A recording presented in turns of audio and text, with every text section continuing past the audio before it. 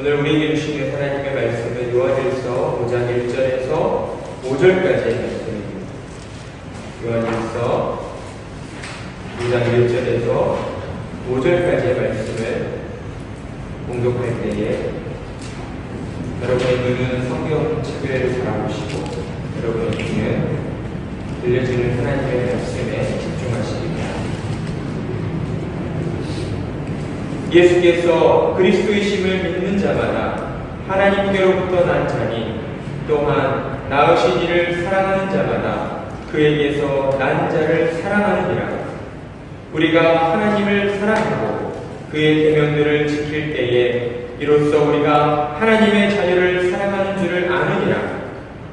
하나님을 사랑하는 것은 이것이니 우리가 그의 계명들을 지키는 것이라. 그의 계명들은 무거운 것이 아니로다. 무릇 하나님께로부터 난 자마다 세상을 이기느니라. 세상을 이기는 승리는 이것이니 우리의 믿음이니라. 예수께서 하나님의 아들이심을 믿는 자가 아니면 세상을 이기는 자가 누구냐? 아멘. 우리 시간 옆에 계신 성도님들을 바라보시면서 사랑합니다, 축복합니다, 인사하겠습니다. 사랑합니다, 축복합니다. 이제 무더운 폭염이 한풀 꺾이고 가을의 계절이 우리에게 선풍 다가온 것 같습니다.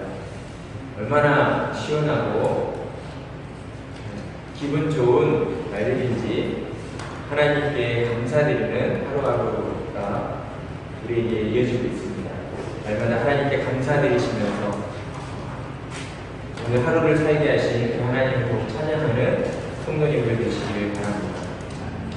오늘부터 우리는 이제 요한일서의 마지막 장인 5장의 말씀을 함께 나누게 됩니다. 이제 드디어 마지막 장이구나 하고 좋아하시는 분들이 여러 있을지 모르겠습니다. 중간에 요한복음 15장 포도나무 비유의 말씀을 들었던 4주간의 시간을 빼면 요한일서 1장에서부터 4장에 이르기까지 총 13주 동안 우리는 하나님의 말씀을 들었습니다.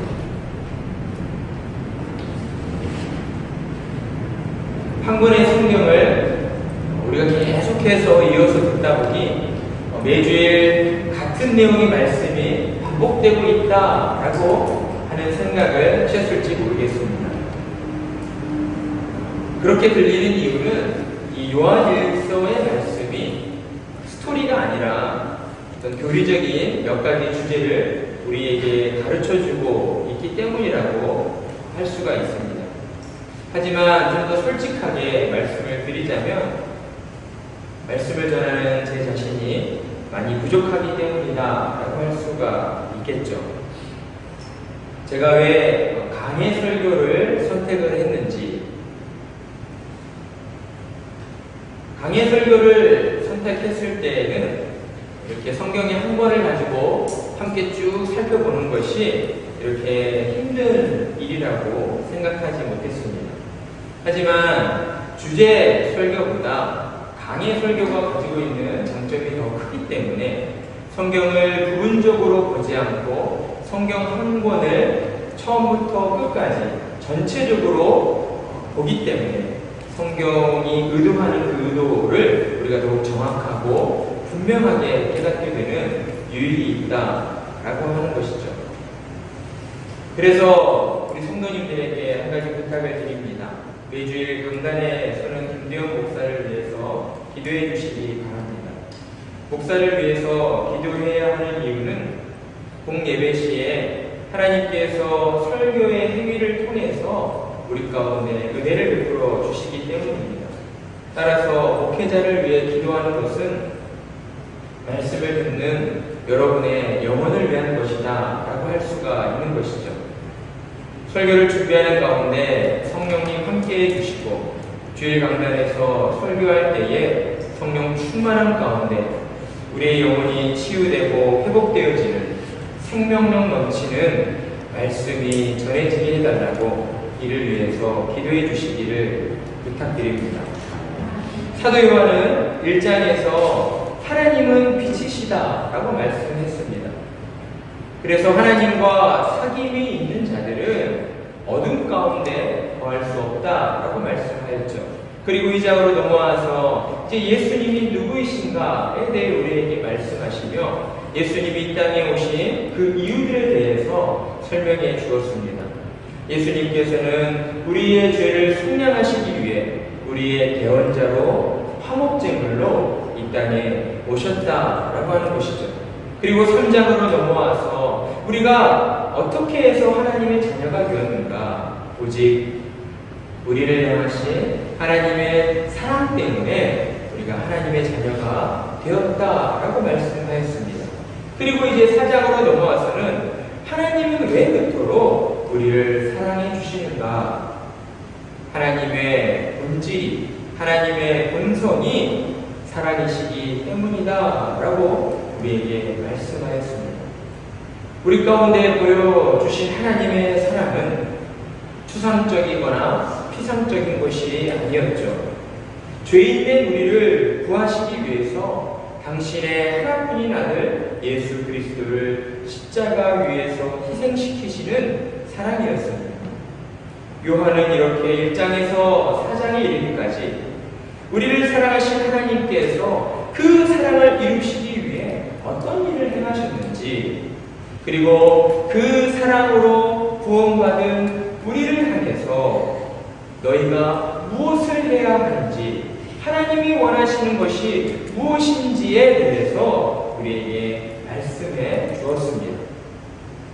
하나님께서 여러분에게 원하시는 것은 무엇이었습니까? 그것은 단 하나였습니다. 하나님의 사랑 안에 거하는 것입니다. 하나님께서는 죄악된 이 세상에서 육신의 고통과 슬픔 속에 살아가게 될 당신의 자녀들이 하나님의 사랑 안에서 참 기쁨과 평강을 누리며 살게 되기를 원하셨던 것이죠. 그렇다면 어떻게 해야 하나님의 사랑 안에 거할 수 있는 것입니까? 예수님의 계명에 순종하는 것입니다. 하나님의 사랑 안에 머무는 방법은 그저 교회를 오래 다니는 것도 아니고 성경 지식을 얼마나 많이 알고 있느냐 하는 것도 아니었습니다. 오직 예수님께서 우리에게 주신 계명, 서로 사랑하라라고 하는 예수님의 계명에 순종하는 길뿐이다라고 하는 것이죠. 하지만 이 말씀은 계명에 순종하는 자만이 하나님의 사랑 안에 거하게 된다고 하는 그런 조건부적인 말씀을 하고 있는 것이 아닙니다. 요한은 하나님의 사랑 안에 거하는 것과 서로 사랑하라는 계명에 순종하는 것은 동전의 양면과 같아서 서로 분리될 수 없는 것임을 우리에게 전하고 있다라고 하는 것입니다. 하나님의 사랑 안에 거하는 자는 그 마음이 하나님의 사랑으로 충만하게 되어 있습니다. 그 사랑을 가지고 하나님을 사랑하고 또한 형제를 사랑하고 이웃을 사랑하며 살게 되는 것이죠. 우리는 요한일서의 말씀에서 요한이 강조하고 있는 그 뉘앙스, 그 분위기가 어디에 있는가를 잘 파악하며 성경을 읽어야 합니다. 요한은 지금 그리스도인들을 향해서 너희는 이렇게 살아야 해, 이렇게 행해야 해 라고 하는 그 방법들을 강조하고 있는 것이 아니다 라는 것이죠. 요한은 지금 하나님의 은혜로 거듭난 그리스도인들을 향해서 너희는 이 세상 속에서 어떤 모습으로 살아가게 되는지, 부모가 자녀를 사랑하는 것이 당연하듯이 하나님을 사랑하는 자들이 그들의 삶을 통해서 어떤 모습을 보여주게 되는지 그 결과에 대해 강조하고 있다는 것입니다. 따라서 우리가 요한일서의 말씀을 읽고 묵상함을 통해서 얻게 되는 유익은 무엇입니까? 우리 자신이 누구인지를 확인하게 되는 것이죠. 그리스도인이 과연 어떤 사람들인가를 우리가 다시 한번 확인하게 된다라는 것입니다. 왜 이것이 중요합니까? 예수님을 믿습니다 라고 하면서도 정작 본인이 그리스도인이 어떤 사람인지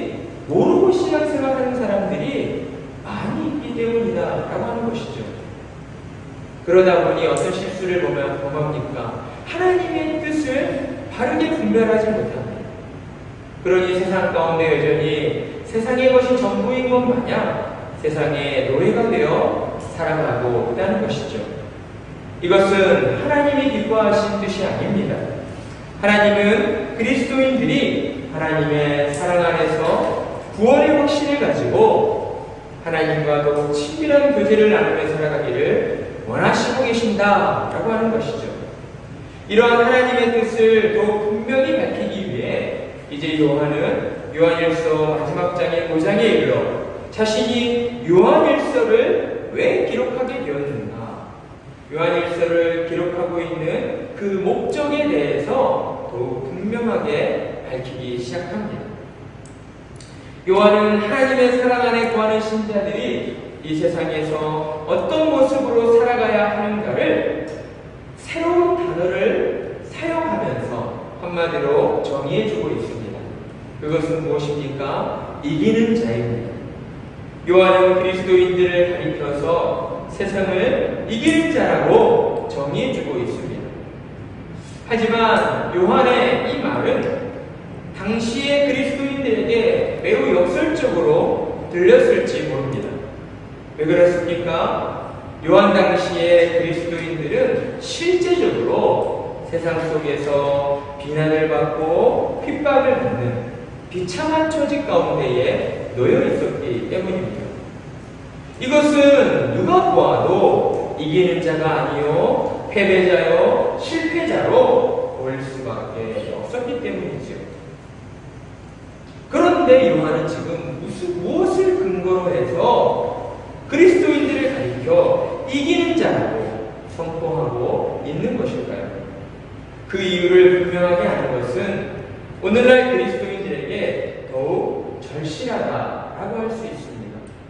오늘날 예수님을 믿고 살아가는 그리스도인들은 육체적인 핍박을 받지는 않습니다.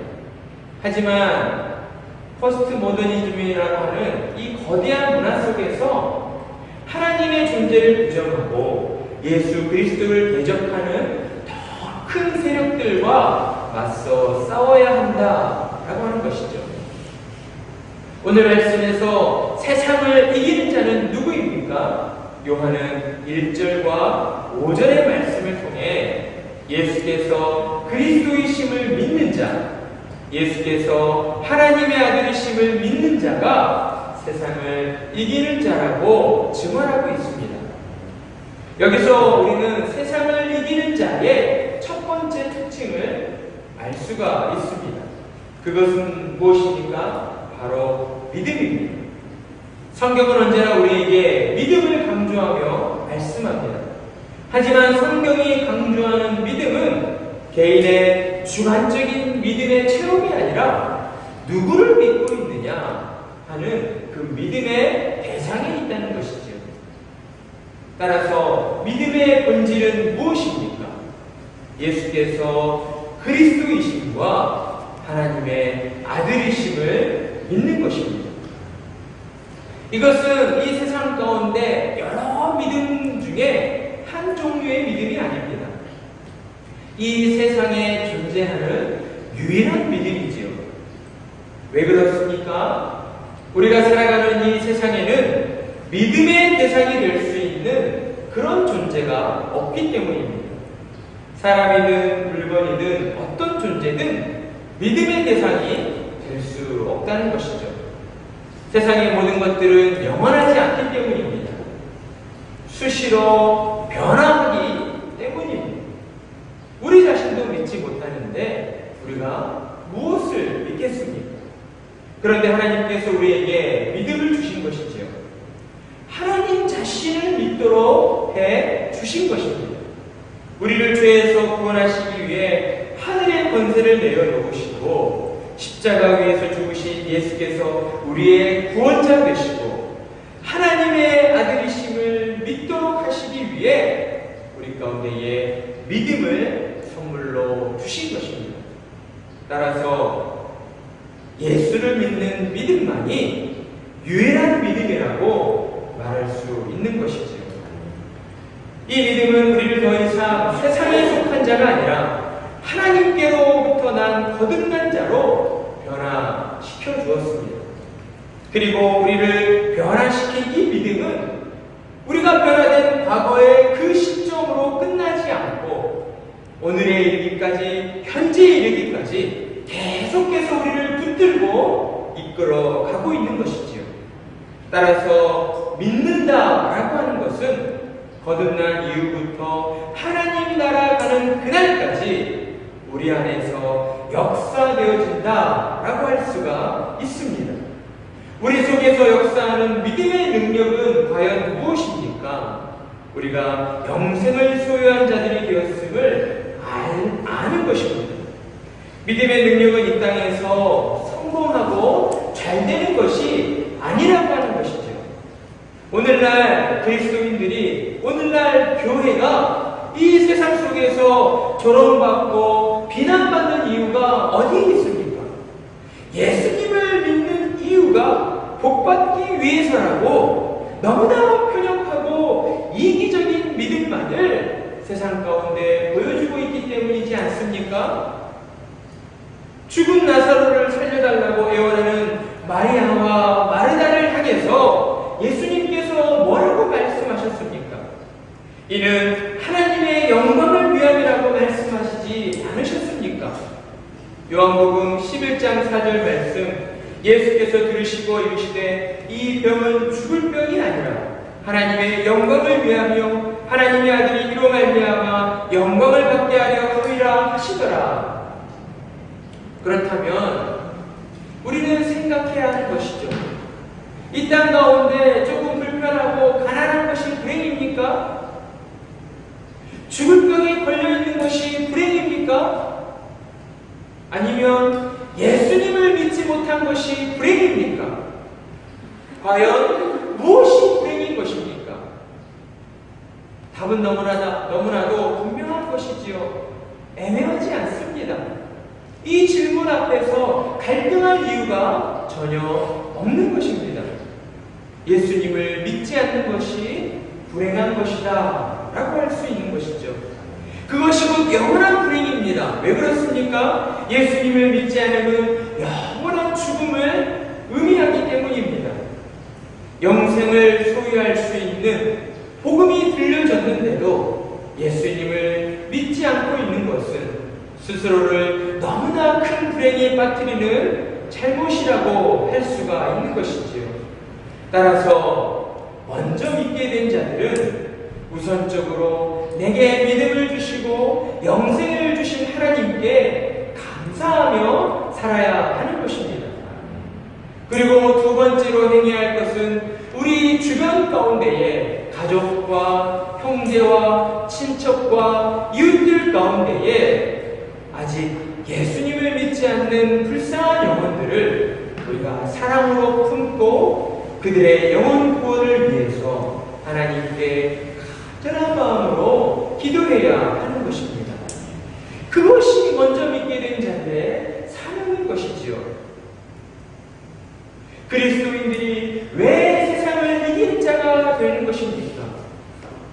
세상이 가장 두려워하는 것을 믿는 자들은 두려워하지 않기 때문입니다. 세상은 무엇을 가장 두려워합니까? 죽음을 가장 두려워합니다. 그렇기 때문에 많은 사람들은 죽음을 이기기 위해서 자신의 전 재산도 아까워하지 않는 것이죠. 하지만 하나님의 은혜 가운데에 믿음을 소유한 자들은 죽음을 두려워하지 않습니다. 오히려 죽음을 천국을 향해 나아가는 문이라 믿고 죽음을 통해서 하나님 나라를 더 간절한 마음으로 소망하게 되는 것입니다. 이러한 소망을 가진 그리스도인들은 다음과 같이 고백하게 되는 것이지요. 고린도전서 15장 55절 말씀, 사망아 너의 승리가 어디 있느냐? 사망아 내가 쏜 것이 어디 있느냐? 그리스도인은 죽음 앞에서 구차하게 생명을 구원하지 않습니다. 생명의 주관자 되시는 하나님께서 우리의 아버지 되심을 믿고 사나 죽으나 하나님 영광 위하여 살아가게 되기 때문입니다. 그러니 세상이 어찌 믿는 자를 이길 수 있겠습니까? 도대체 예수께서 그리스도이심을 믿는 자가 아니면 누가 세상을 이기겠습니까? 여러분, 이 시간 가슴에 손을 얹고 저를 따라 다 같이 외쳐보겠습니다. 나는 패배자가 아니다. 나는 패배자가 아니다. 나는 세상을 이기는 자다. 나는 세상을 이기는 자다. 예수님께서 내게 승리를 주셨다. 예수께서 내게 승리를 주셨다. 여러분, 이 사실을 믿으십니까? 아멘. 우리 날마다 이 확신을 가지고 살아가야 하는 자들입니다. 날마다 믿음으로 세상을 이기는 승리자가 되었음을 확신하고 세상 속에서 가슴을 펴고 당당하게 승리자로 살아가시는 여러분이 되시기를 축복합니다. 아멘. 그리고 이어지는 세상을 이기는 자의 두 번째 특징은 사랑이다 라고 하는 것이죠. 사랑은 믿음의 결과라고 할 수가 있습니다. 거듭남을 통해서 우리에게 나타나는 가장 큰 변화는 무엇입니까? 하나님을 사랑하는 자들이 되었다라고 하는 것이죠.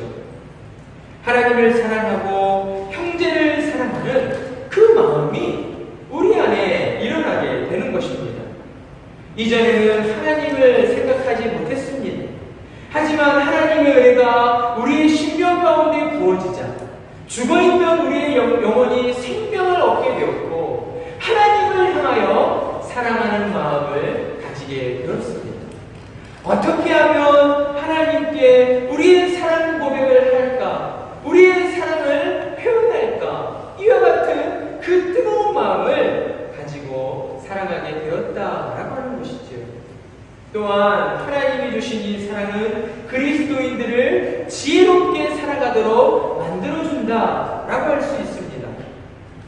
때로 믿는 자들이 과유불급, 지나친 것을 미치지 못한 것과 같은 그런 모습을 보일 때가 더러 있습니다. 어떤 때입니까? 지나친 그 믿음의 확신, 지나친 자기 확신이 세상 속에서 사람들에게 교만하고 편협한 모습으로 비춰질 때가 더러 있다는 것이죠. 하지만 사랑이 우리의 믿음을 덮을 때에 우리의 믿음은 세상 속에서 더욱 아름다운 보석으로 빛나게 되는 것입니다. 다이아몬드가 원석의 모습으로 있을 때에는 결코 아름답게 보이지 않습니다. 또한 빛이 나지도 않습니다. 하지만 오랜 시간 장인의 손을 거쳐서 가공되어지고 다듬어져서 그 원석이 반짝반짝 빛나는 아름다운 모습의 다이아몬드로 만들어졌을 때 모든 사람들은 그 다이아몬드를 바라보면서 아름답다라고 감탄하게 되는 것이지요.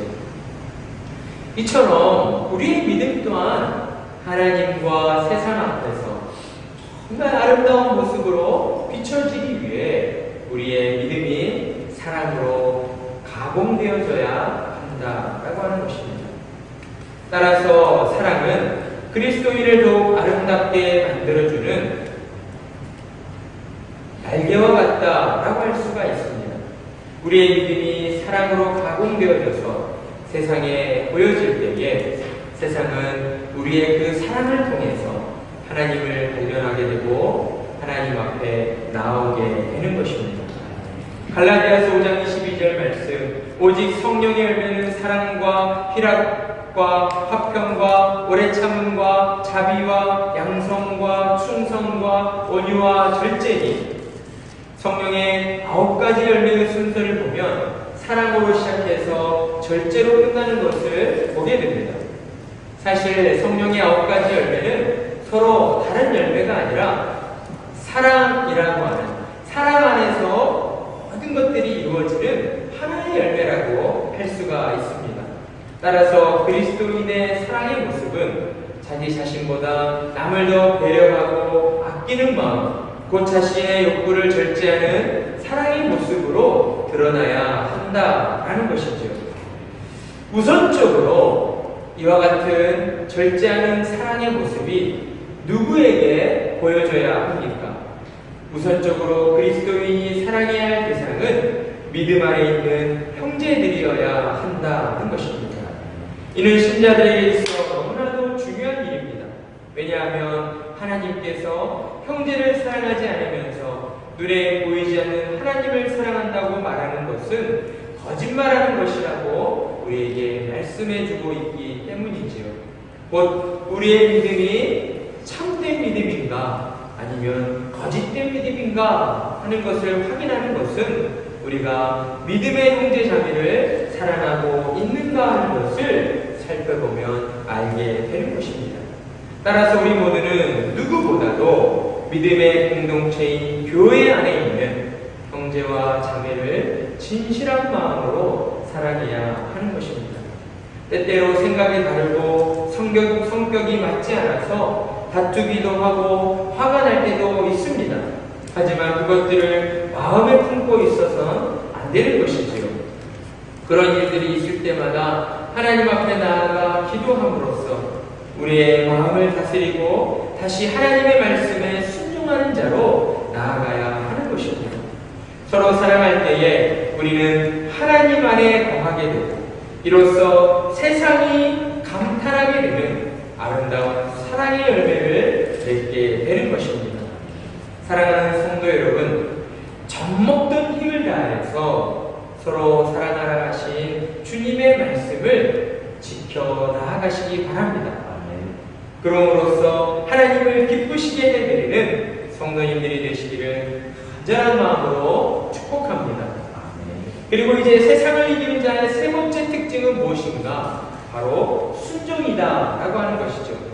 요한은 계속해서 우리에게 강조하며 말씀합니다.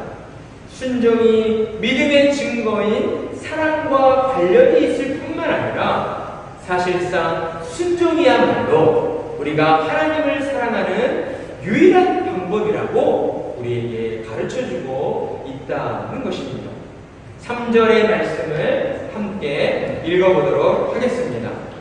하나님을 사랑하는 것은 이것이니 우리가 그의 계명들을 지키는 것이라. 그의 계명들은 무거운 것이 아니로다. 아멘. 이것은 하나님을 향한 사랑의 감정이 우리의 행위를 통해서 어떻게 표현되어야 하는가에 대한 문제인 것이죠. 사랑이라고 하는 그 감정에다가 도덕적인 행위를 더해주고 있다는 것입니다. 세상 사람들은 사랑을 말할 때에 그저 내 마음 가는 대로 하는 것이 사랑이다 라고 주장합니다. 하지만 하나님께서는 우리에게 그것이 사랑이 아니다라고 말씀하시지요. 진짜 사랑, 참된 사랑에는 언제나 도덕적인 책임이 뒤따른다 라고 우리에게 말씀해 주고 있습니다. 우리가 하나님을 진정으로 사랑한다면 우리는 우리의 생각과 말과 행동을 통해서 하나님을 진정으로 기쁘시게 해드려야 하는 것이지요. 이것은 우선적으로 율법을 잘 지켜야 할 것을 우리에게 요구하는 것이 아닙니다. 하나님을 우리가 마음으로부터 진정으로 사랑한다면 우리의 마음은 자연스럽게 그분의 율법을 향하게 되는 것이지요. 우리에게 주신 그 율법을 우리의 마음 가운데 품고 우리의 모든 삶 속에서 하나님의 율법에 순종하고자 하는 모습으로 나타나게 된다라고 하는 것입니다. 우리는 하나님을 사랑한다라고 고백할 때에 순종이 없이 감정적인 사랑만을 이야기하는 것을 극도로 주의해야 하는 것이지요. 왜 그렇습니까? 하나님께서는 입술로만 사랑한다 말하는 자들을 향해서 언제까지나 미소 짓는 분이 아니시기 때문입니다. 하나님께서는 우리가 입술로 사랑한다 고백하면서도 우리에게 주신 하나님의 말씀에 순종하지 않을 때에 하나님은 그것을 불순종의 죄로 여기시고 우리가 분명 하나님의 자녀가 맞다면 하나님께서는 하나님의 방법대로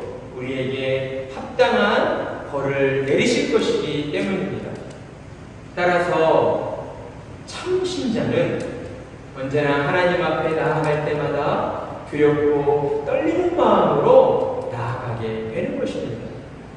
하나님을 사랑하기 때문에 하나님의 눈치를 보는 것이지요. 하나님이 무서워서가 아니라 나를 구원하여 주신 그 하나님이 어떤 분이신가를 알기 때문에 하나님 앞에 눈치를 보며 하나님을 두려워하고 하나님 앞에 떨리는 마음을 가지고 우리 자신의 연약함과 우리의 죄성을 하나님께 반성하며 나아가게 된다라고 하는 것입니다. 우리가 정말 하나님의 은혜에 감사하고 그 하나님의 사랑을 아는 자들이라면 우리는 하나님 앞에서 결단해야 할 것입니다. 하나님의 말씀에 순종하며 살겠노라고 결단함으로 일어서야 하는 것이지요. 그저 하나님의 사랑만을 믿고 언제까지 하나님께서 내게 한없는 사랑을 부어주실 거야 라고